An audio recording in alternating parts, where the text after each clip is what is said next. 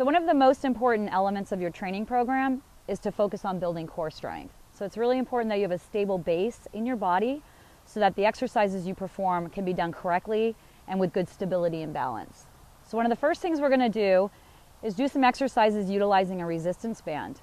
The resistance band can be used on the tennis court just by looping it around a pole and getting a good secure base and good stable anchor point. What we do is we're going to come out away from that base of support, and we want that band to be positioned right about at chest level. And I'm going to have Ken demonstrate some of the exercises we'll be doing for this segment. So what we're looking for when we use the resistance band and we're working on core strength are a couple of key things. First, we want to make sure that we're at about a shoulder width stance with the feet. So you want your base of support to be a little less than this stable. So we want to make sure that we're putting some work on the core by having the feet in a little bit closer. So I'm going to have Ken stand just a bit closer and make sure that the feet are parallel and the toes are pointing straight ahead. So we want to start with a good, stable base and also really good alignment throughout the body. What Ken's going to do is he's going to make sure his arms are totally straight with his hands extended in front of him.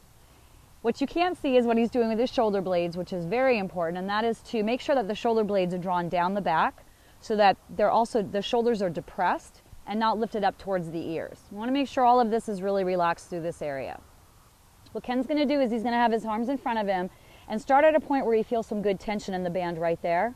And then he's going to take his hands and he's going to rotate his body over to the side and then go back to center. And over to the side and back to center. So what's really important is that there's minimal movement through the body, and the movement is isolated a lot through the core area. But he's not straining through the shoulders, he's not elevating the shoulders, and he's not bending the arms. That looks good, Ken.